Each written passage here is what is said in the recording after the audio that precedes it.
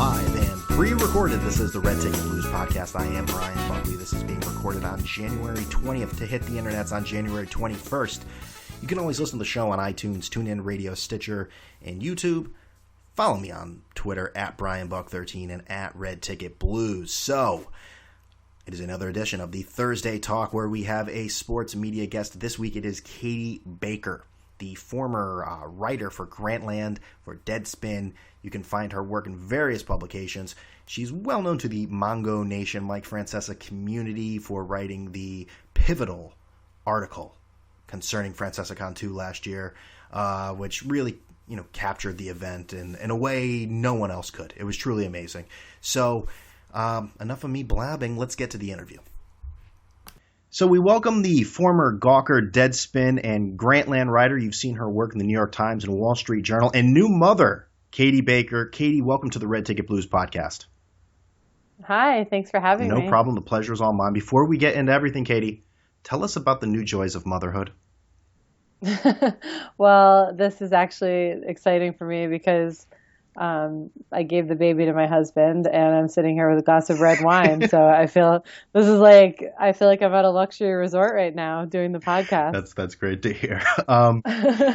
I could hear the baby crying in the background, but right now, out of sight, out of mind. Exactly. You're originally from New Jersey and you are a sports fan from a very young age. That's correct? Yes, I'm from Pennington, New Jersey. And yeah, since I was a kid. So how did your interest in sports come about? Was this just you? I mean, it's always interesting when you hear females that are definitely interested in sports, especially at a young age. A lot of times it comes from family and whatnot. Is this something that was totally you, or did you have brothers or parents that really got you into, or sisters, I should say? Excuse me.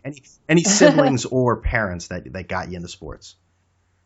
Well, it was, I think it was to some extent my dad, but it was also like I kind of took it and ran with it. But I remember we used to, on Sundays, we would go to church and then we would, Sunday was like family outing day. So we'd go to church and then we would drive, to some museum or park or, whatever we were doing that day. And we'd listen usually to the New York Giants game on the radio.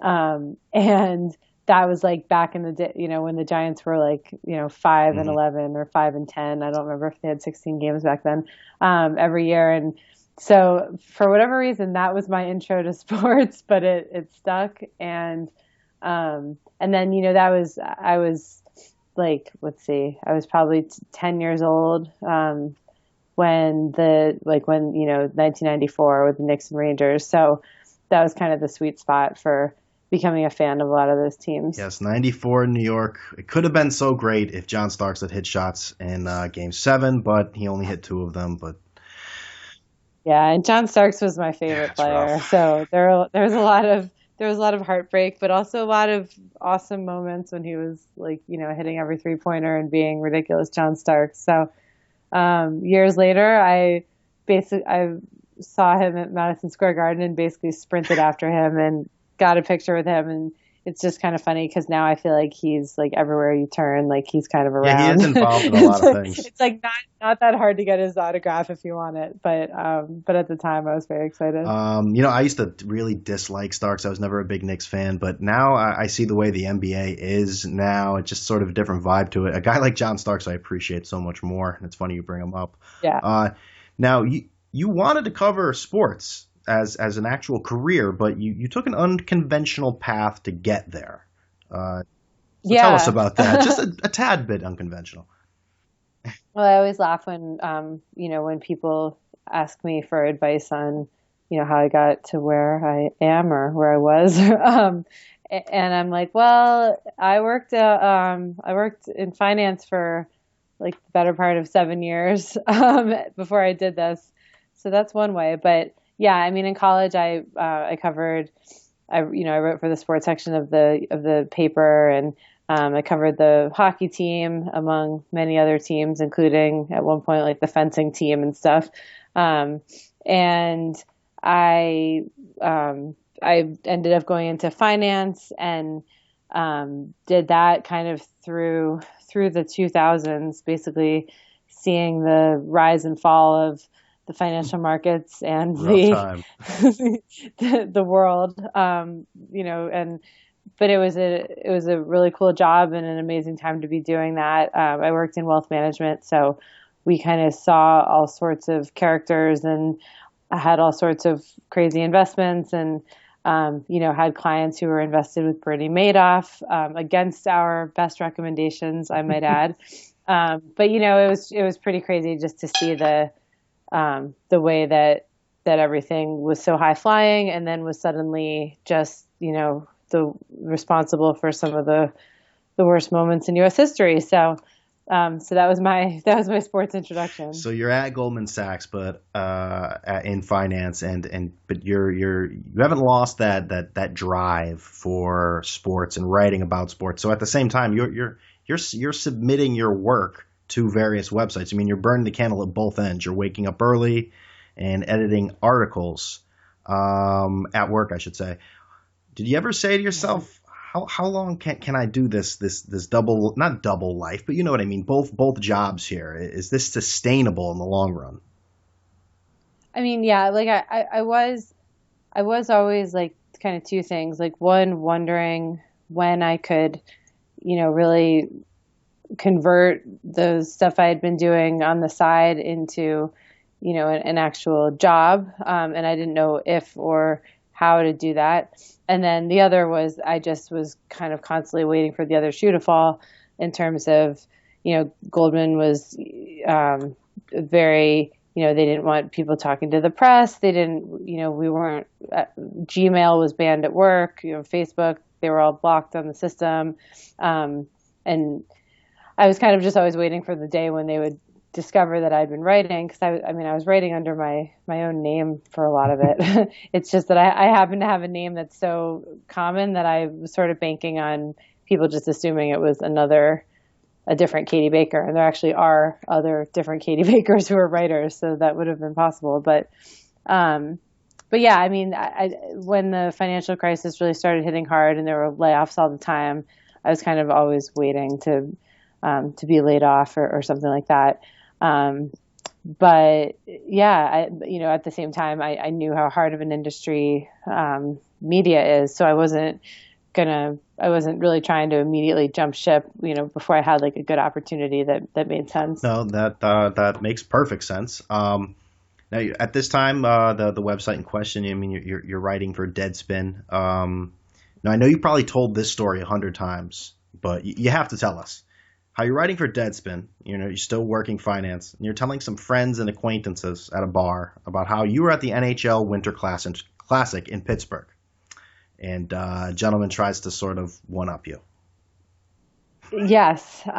So I was actually at drinks with a couple of work people, and yeah, I had one of my kind of first assignments was to go to the Winter Classic against the Washington-Pittsburgh one, in Pittsburgh, the one in which Sidney Crosby, went on the road to concussion. But anyway, I was just saying, oh, I just was in Pittsburgh. I basically acted as if I was, there as a fan. Oh, I just went to the Winter Classic in Pittsburgh. And this guy interrupts me and says, oh, well, I read an article, I forgot who wrote it, on Deadspin. I think it was one of Bill SImmons' buddies. And I don't know why he said one of Bill SImmons' buddies, but that's what he said. Maybe he thought it was House or something, since the Capitals were involved. I'm not sure. And I just had to sit there and think to myself, man, all I want to do in the world right now is say, actually, I wrote that. But I couldn't, and I just had to sit there and take it and kind of laugh to myself. And then, later on when I told that story to someone, and he was probably one of the very first people to find out that I had taken the job at Grantland, and because he's a huge Boston fan and Bill SImmons guy and everything, obviously, since he ascribes any article ever written to one of Bill SImmons' buddies. If I read it and liked it, that's who it was by. So anyway, he read the article, and he said, "Was that me?" And I said, "Yeah." So I still had my moment of kind of letting him have it, but that was an interesting time in my life for I sure. applaud you for obviously you couldn't say anything, but even, when you have a few drinks around too, I applaud you even more for not even just trying to maybe, casually sort of be like, maybe it wasn't the Bill SImmons guy. Maybe it was someone else. So you're working for Deadspin. When did you start, contributing to Deadspin? It was probably if I had to guess, I'd say it was probably like around 2010 or so, maybe 2009. And I wrote a few things for them here and there. And I did a few like weekend editorships where, I would just kind of cover the page on a Saturday. And I just remember being so nervous, like waking up at like 5 a.m. to get ready and, just not wanting the commenters to savage me. Yeah, they're brutal.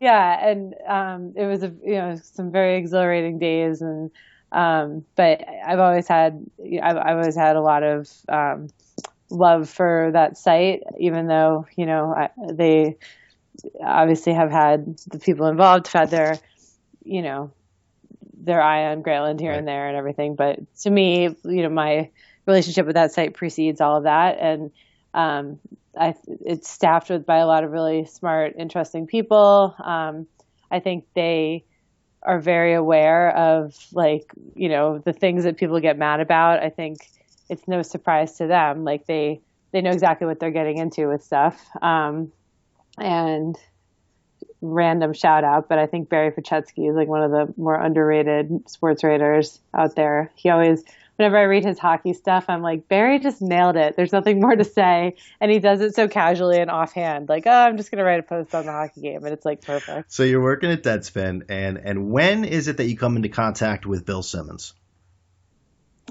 It was probably also around then, like in 2010 or so. And I think I had written some stuff for the website Mediaite right when it launched. And he was doing a Q&A with the site about his book of basketball, which had just come out. So whenever a book of basketball came out, and I was writing sports stuff, I think I was probably the only person covering sports. And he asked who I was and why I wrote so infrequently. And they said that I, worked in finance, and that's why. I think he was a little intrigued. And so that was, one thing led to another. We got in touch, and that was kind of how it all began. So, I mean, when you decide that, he reaches out to you, say, hey, I want you to be part of my team here. When he's pitching the idea of Grantland to you, I mean, is there a vision? He had to be some sort of vision he was selling you. Was it something that sort of swept you off your feet, just sort of like, wow, this is me? I think a lot of it was just that ESPN had given him,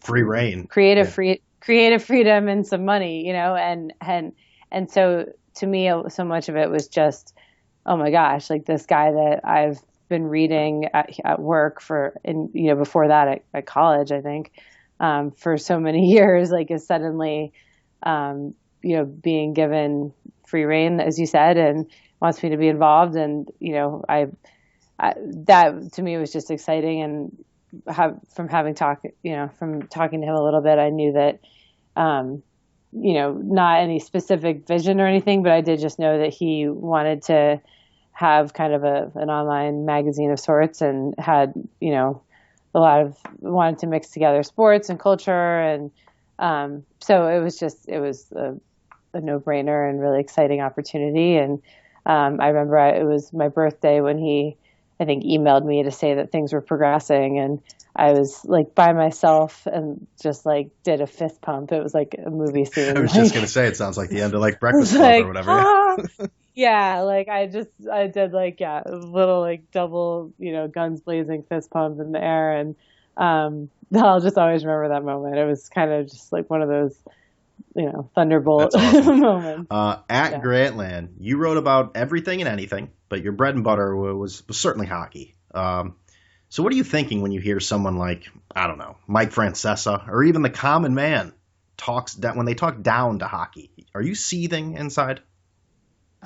No, I'm so used to it. And I also hockey's funny because the same people that complain about how it doesn't get enough coverage or whatever are like the first people to complain when their team is in the, Stanley Cup final and the local newspaper writes the like intro to hockey, like this is what icing is. 1,000%.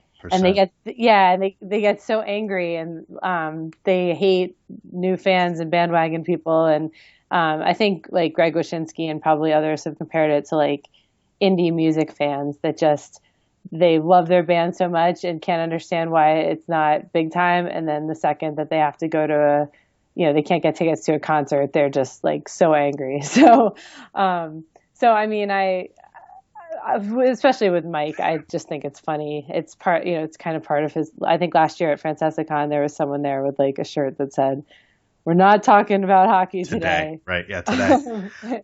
Yeah, right. At all. I love when he says, "We'll talk about it when they make the playoffs." Yeah, because that's the only time hockey matters, when the Rangers are in like actually like semifinals, like conference finals. Because there's no other team in the city where it matters, and that's the only time it's worth mentioning, though, even though it only matters with them. Yeah. No, I know. It's funny. He like simultaneously thinks Rangers fans are the best fans out there and then just totally shreds them apart when they try to call. And also like if you imagine what WFAN would be if they only covered the Mets when the Mets make the playoffs. Exactly. It cracks me up. But but then he talks to Elaine Vigneault and Micheletti and all of a sudden it's like, and then he was in Vancouver in '94. If you haven't noticed, he said that a few times. So tell me quickly about hockey, though. I mean, it's something that I am definitely one of those fans that I really don't follow it that often or that much during the regular season, but I am one of those fans that gets yelled at when it's the playoffs, and I say, wow, this sport's really good. It's really a lot of fun to watch, and, I go on Twitter and people say, oh, yeah, I mean, like you said, there's lambasted with all sorts of you don't belong here sort of stuff. I know. I mean, I've always been a big hockey fan. I wrote about the hockey team in college. I kind of was very into the Rangers and, Rangers online message boards when I was like a teen. And so it's a fun sport. Like I said, there's kind of the attendant personalities that come along with it. But everyone always notices it in the playoffs, which doesn't really bother me because, besides the Knicks, that's kind of how I am with the NBA to some extent. I mean, I'll definitely watch games here and there, but I'll watch Knicks games, but then in the playoffs, I'll really start to, kind of tune in every night. And you're like, wow, this is so exciting, but it's not always that exciting on a Tuesday night in, December for either sport. Exactly. So I can understand why, and people only have so many hours in the day. Like if you watch basketball, you can't really watch hockey at the same time, vice versa. If you're on the East Coast, it goes late and you might not be up to watch the Golden State Warriors or the LA Kings or whatever. So you're completely right. You don't see too many people that are like experts on the NBA and the NHL because, like you said, there's not enough hours in the day at the same time to possibly do it, unless you DVR'd them and had no job and sat there and watched every game. That'd be the only way. Yeah, you can what I've been reduced to at this point is you can kind of pay attention to one city because they're usually on different nights, although sometimes they double up, but you can kind of go back and forth on nights. But I don't know how people, I guess you have to be like the guy, the Deadspin TV guy that has like 17 TVs in his basement and like is constantly recording everything. You have lots of great articles. All your articles on Grantland are great. But I really wanted to get into one of them here real quick. One of the last ones you wrote for Grantland, it's a non-sports, it's a non-Francesa piece. Can you believe it? I was going to say, what else is It was there? sort of a Where Are They Now, involving one of the greatest, probably in my top 5 movies of all time, and that is Dazed and Confused. I think there's something when you read, when you love something, like I love Dazed and Confused, and you read someone who obviously has the passion behind it like you do, it's just such a good feeling reading something like that. What is it about the Dazed and Confused? I know this is a very broad question. What is it about Dazed and Confused that really does it for you? Well, for me, part of it is like it's one of the movies that I watched at every sleepover for like at least a 5, if not longer, year period. Um, and other movies in that genre would be like Mallrats and the great movie Fear, starring Mark Wahlberg. But I mean, that movie, I just have always, it's such a movie, and I thought about this as I was revisiting it and doing this piece where I believe we ranked as many of the people from the movie as we could in terms of like who has the bragging rights and what they've done since.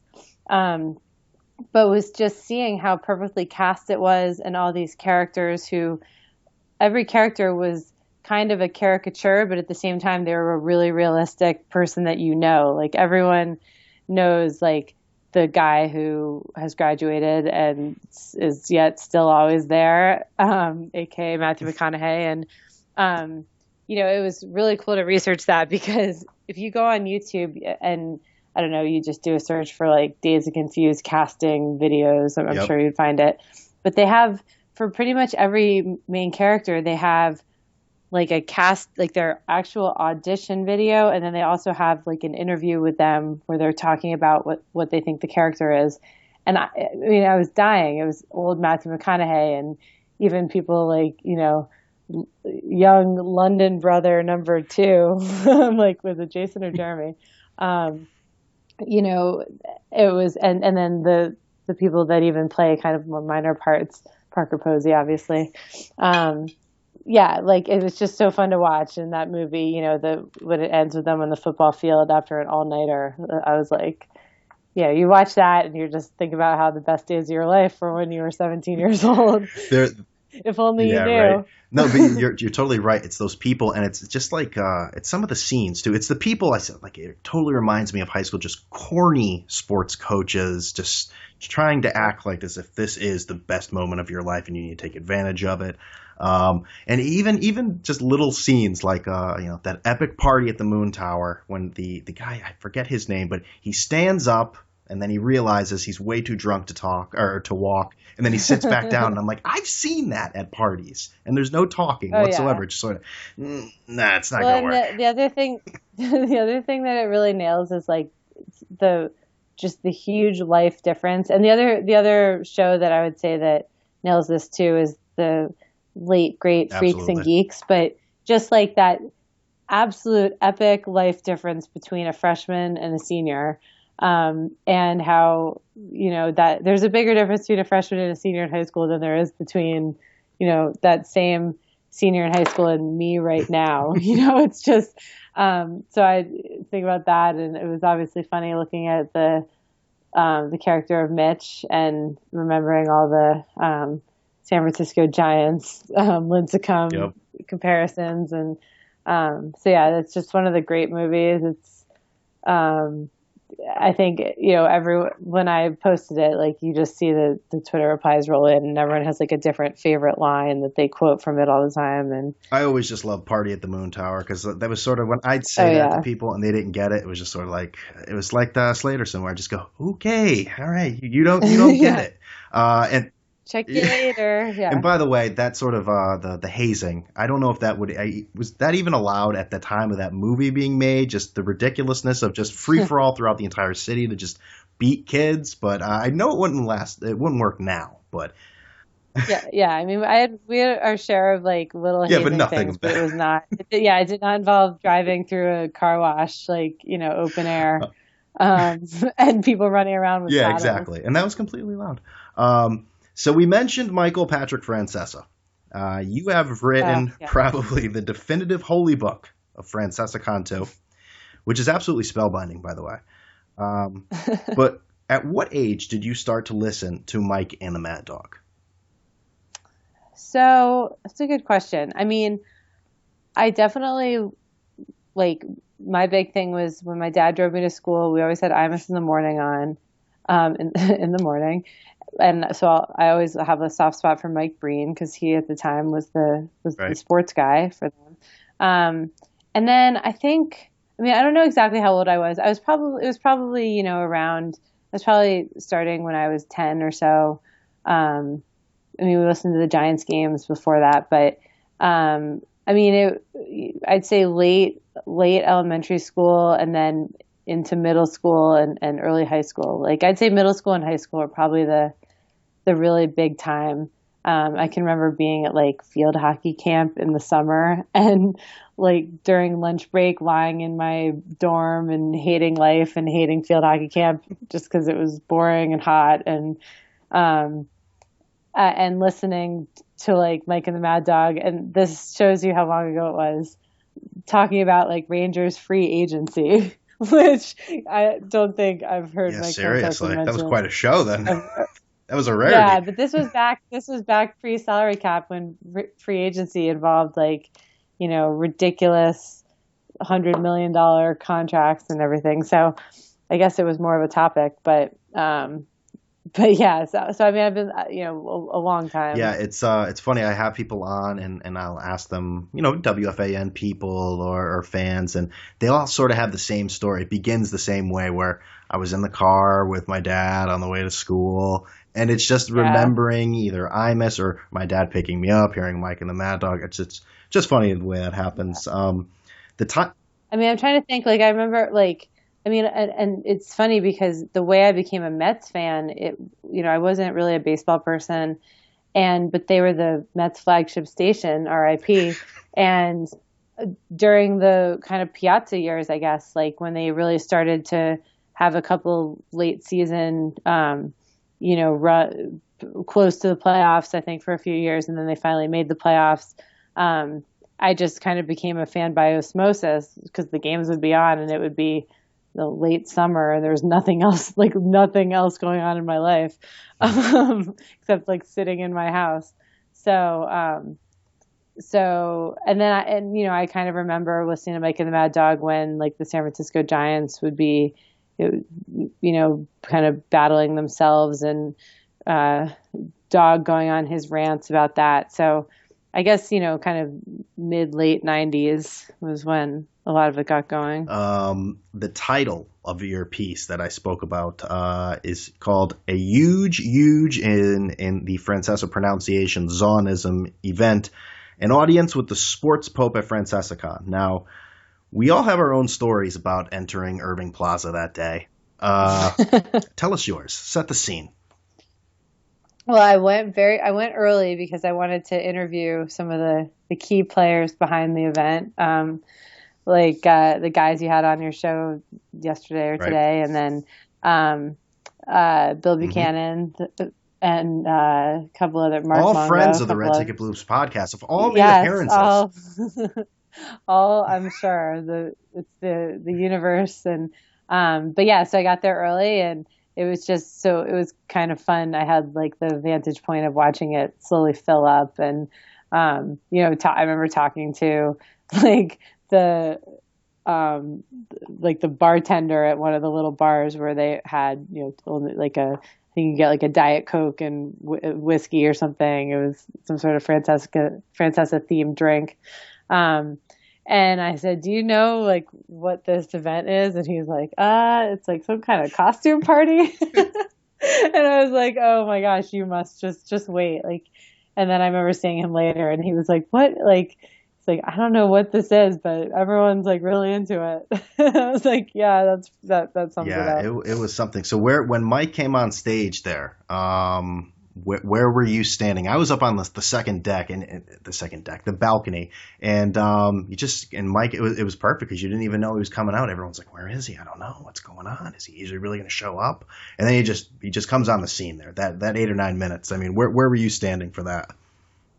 So I too was up on the balcony level, and it was funny because I think like Carl Banks came, and that was like a bit. Everyone was really excited. That was a big like celebrity showing. And then like 2 minutes later, Mike just comes out on stage and, I just remember looking down and it was crazy. I mean, first of all, it was like 97% like men just so charged up and just this mass of people cheering. Like it was such a genuine, like display of just unadulterated like passion when he came out on the stage and everyone was cheering. And I just remember trying to get like a couple of videos and pictures of it. And yeah, I mean, I wrote about this, but it was such a fun event. And, it's like going to a Star Wars convention or something. Like everyone there gets you, and, you all have the same like random love for, this cult Right. figure. And, it's just so fun to, walk by someone and kind of get their costume and be like, hey, that's a good one. Like, hey, cousin Oliver, like, or next door neighbor Oliver, like, that's a good costume. Like, head nod. There's so many creative costumes there. It was just like you said, it was just people walking by. I was like, oh, that's a good one. Oh, I see that homemade shirt. That's nice. I like that. I love Inge. I was thinking nice. Today when he was talking about, was he saying like Mike Ditka wore a sweater that he covered in Vaseline? I was on hold waiting to talk to him while that call was going on, and it went on forever. Well, he was just talking to himself. But go ahead. I'm sorry to interrupt you. I just had to bring that up. Oh no, I was like, I wonder. I was just thinking to myself, like, I wonder what 30-something-year-old guy is running out right now to buy Vaseline to be a Mike Ditka sweater. I don't even know what. I don't even. I didn't either. Story, I didn't. If he was playing in the game, I'd understand. Does that make it? I guess maybe that helps with the temperature. I was completely confused as well. I don't understand who's trying to tackle him. He's a coach. Maybe we didn't pick up on something. I don't know. And then right after that, there was that call that was from the Sour Shoes from the Howard Stern show. I guess, did you hear that one with the, supposed to be the Vietnam caller? We're talking about raccoon stew at the Super Bowl I. Oh, you have to hear that one.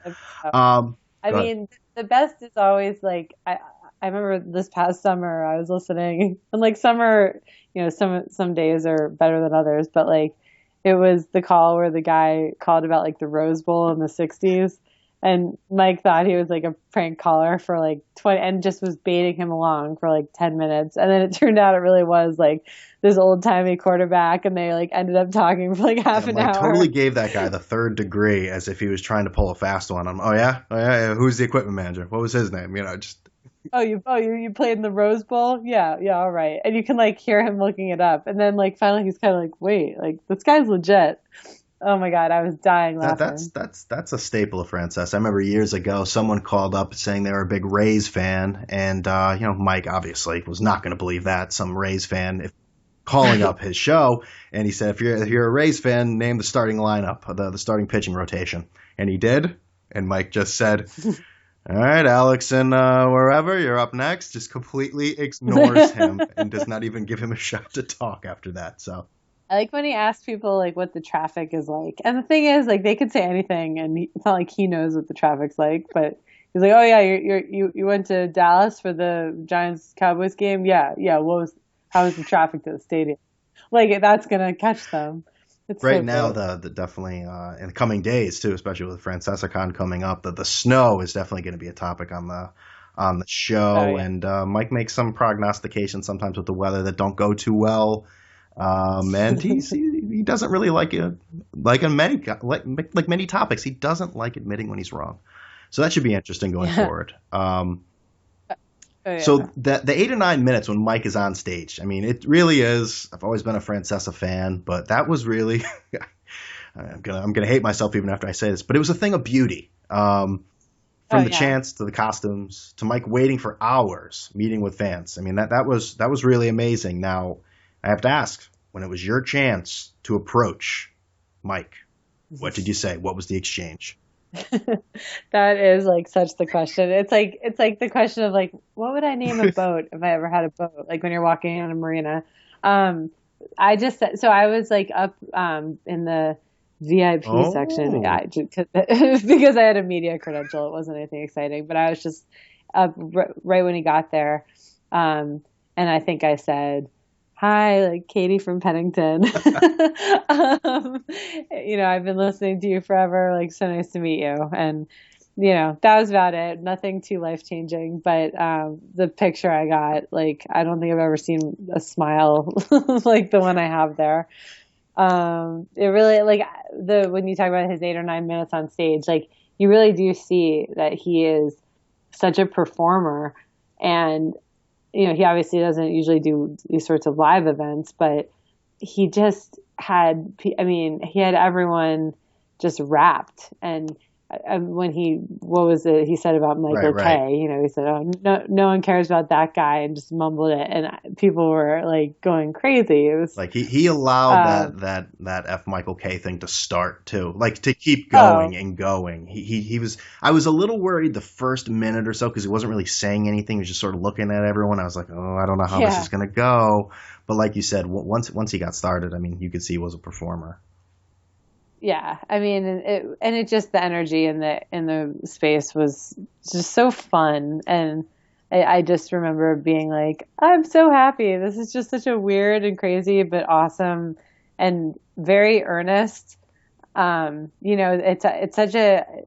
It seems like it could be such a kind of joking thing, and that everyone's kind of making fun of this, but there's so much genuine love in that room. Obviously plenty of people are there and think it's funny, but there's so many people to whom this guy and this community and these memories are really like formative stuff. And so to be in a place with a lot of others who share that is like genuinely really Yeah, fun. I'm really sad I'm going to miss it this that year. leads me into my next question. For FrancesaCon 3, it was announced today by Mike himself that Christopher Mad Dog Russo will be in attendance. And I so know. will I ESPN heard. That's very Films, getting sad. footage for the upcoming 30 for 30 on them. But sadly, like you said, he will not be in attendance. Yeah, I mean, I definitely resent my young 8 week old son So some in might say ways that that will come out, through his life as I harm him as a mother psychologically as payback for making me miss some this. might say, the fact that you won't fly cross country with your 8 week son, and won't bring him to a festival with drunken people dressed up to celebrate a 60-year-old radio host, that maybe that's irresponsible that you're not doing it. I know, I agree. It's like I need to expose him to the parental, this is basically my version of like the old world homeland, it's like, let me take you back to where Oh God, mama's you're gonna roots. have to explain that to him when he grows up. That statement right there. Yeah. I come from a land named Mongo Nation. Um, and yeah, I know. I have a ticket for the Radio City live show at end of March. So I don't know yet if we're going to be taking the baby across the country so that his mother can go watch a live radio show, or whether I'll be, maybe taking one of my first trips away from him for the same reason. But I did sit online at noon on whatever Friday that was, so I could, on Ticketmaster, and got a ticket for the event. So I'm hoping to make it for And that. I had goes by name. His name's Jared on Twitter. He's at WFAN Trades. I had him on the podcast before, and we were talking about how, it was classic Mike when he told everyone to get in line for the pre-sale and then gave the website, and then the website didn't work. I mean, it was classic Francesa technology revolution right there. Uh, Oh yeah. He's at his best when he's talking yeah. technology. Like when he talks about apps and a la carte apps, it's like my favorite. Like you can tell that he was at a meeting with some, network or internet or cable executive or something, and they were explaining to him how apps are the future. And now that's all he talks about is He apps. Like I'm pretty like the whole 2017 like retirement or leaving FAN news is obviously, I'm obviously still in denial about it, but at the same time I'm like, oh, this is just going to pave the way for me to log on to Apple TV and click on my Francesa app, So at least that's what I'm holding out hope He for. totally gets a little taste of some sort of new technology, goes on the air and preaches it as if it were just invented 5 minutes before the show started. And he wants everyone to know about it. I think like a few months ago saying, podcasts are going to be big. A lot of people are going to be doing podcasts. It's like, Mike, you're breaking news here. Wow, you're like a newspaper. This is great. I mean, it's not unlike when he comes back from a Taylor Swift show with his daughter and is like, this Taylor Swift, she's something. She's a good entertainer. I'll tell you She's that. got a chance to be very popular. Yeah. You mentioned 2017. Mike said earlier this week, 2017, in a podcast with Katie Nolan that will be released on Thursday. Maybe there'll be more insight to that. Mike made it seem as if that was really the only statement, that little teaser for it. But 2017, that's it at the Fan. Do you think with this, and this is the $1 million question, do you think with the the reunion with Mad Dog, do you think this is the re-beginning of a beautiful relationship, or just sort of a one-night thing? That's a good question. I mean, first of all, I loved how he was like, I don't know why this is such a big deal. He's so ridiculous. I said it. I said it like one little throw-off sentence at the end of this podcast, and suddenly like people are reporting it. I don't know. I'm like, yeah, you're like a media mastermind. Of course, you know what it means to say that. But anyway, I don't know. I mean, his party line on that is always that, like, to put it bluntly, basically like no one can afford both of them. So eloquent. Yeah. So I don't know if that's, I'm sure both of them are happy in their niche of what they've got going. But at the same time, maybe, I did notice that he's going to be doing like a whole show with Bill SImmons at some point, I think was announced. And, maybe it's going to pave the way for there to be more of these kind of special appearance type things where maybe he'll have an app and it'll be more of like a daily conversation with someone, or which would be hilarious and amazing. Because we love when he has people in the studio. Like, just imagine that all the time. So I don't know. I mean, it would be awesome to get him back together with Dog. But I could also see this being just kind of some, for old time's sake / for the upcoming documentary film on the two of them. You mentioned in the beginning of what you just said there, Mike says, I'm leaving WFAN in 2017 and is shocked that people have an opinion or want to talk about it. It's sort of the same thing when he has some sort of sparring with some other media person or some athlete, and someone will call and say, hey, did you hear what someone said? Did you hear what Keith Olbermann said? And then he'll say, no, I don't know what you're talking about. And then the caller goes into what Olbermann said, and then immediately Mike knows exactly what's going on. No, see, that's not what he said. Olbermann did not say that. He didn't know 2 seconds ago. But oh, I know. And also his classic thing, which I don't know if he did today. He might have, but when it's like, well, I wasn't going to go into this, all right? Oh yeah, obviously. Everyone's asking about it. It's in the papers. Yeah, so I mean, I wasn't going to get into it, but exactly. So. We're not going to take calls on this, but and then that's a classic steroid ploy where he says we're not going to do steroids all day. So from 1:30 to 6:30, steroids nonstop.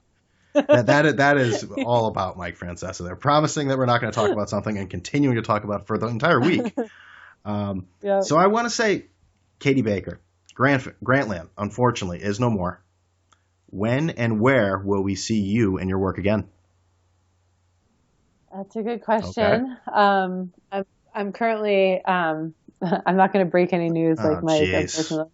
But I mean, I'm still on maternity leave through like the end of February. So I'm kind of deciding and seeing what makes sense to do in this brave new world where there's a tiny human that I can't just up and leave at a moment's notice, or else I would definitely be on a flight to New York for this weekend.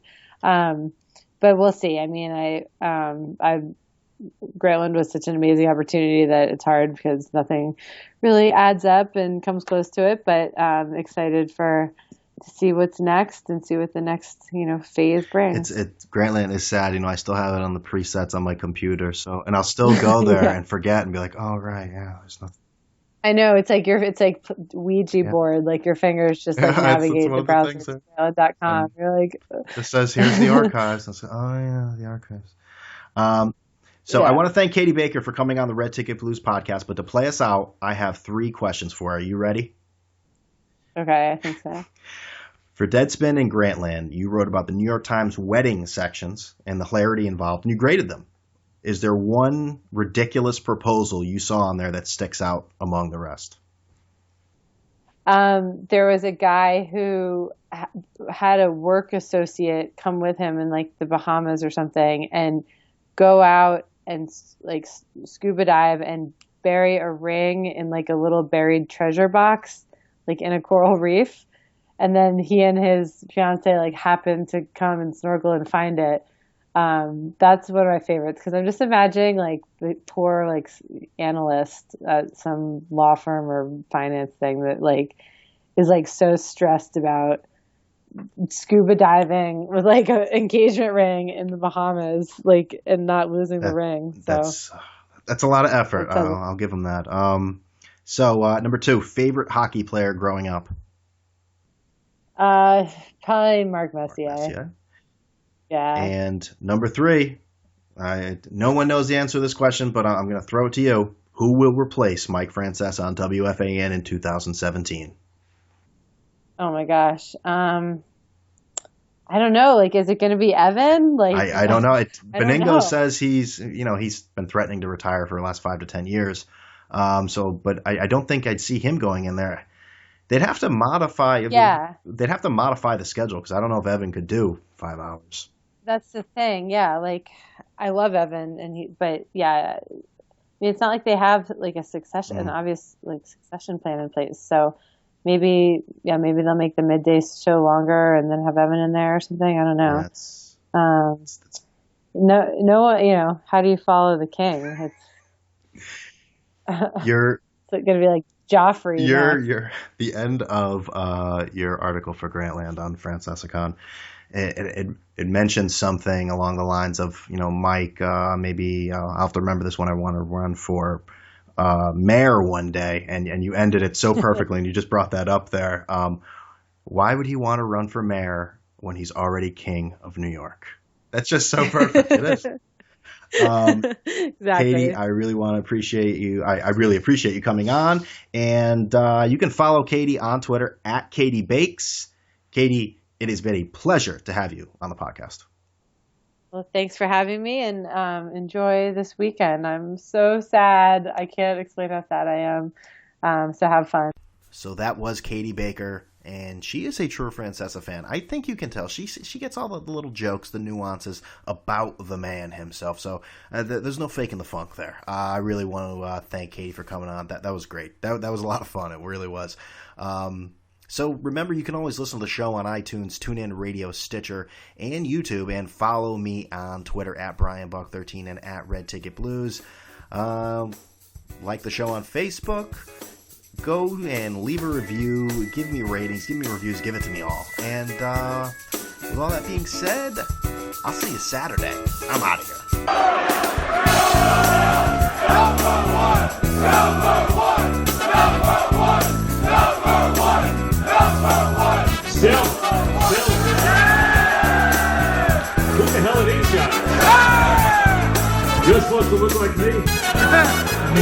I used to think I was handsome. And this is Russo? Yeah! If you'd asked me, I would have brought the real thing.